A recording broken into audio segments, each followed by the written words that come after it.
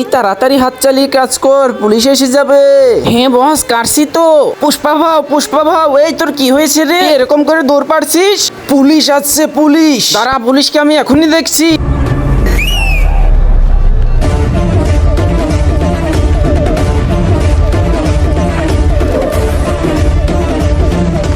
কিরে পুষ্পা, আমরা খবর পেয়েছি তুই চন্দনের লাঠি খাচ্ছিস বন থেকে, কথা কি সত্য?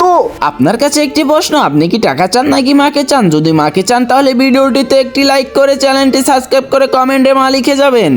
স্যার জি, আমিও তো খবর পেয়েছি আপনার বউ অন্যজনের সাথে ভেগে গেছে। পুষ্পা, মুখ সামলে। কি স্যার, কেউ কিছু বললেই আপনি বিশ্বাস যাবেন? পুষ্পা, তোর দোষ তুই স্বীকার করে নে, তোর সাজা অনেকটুকু আমি কমিয়ে দেব।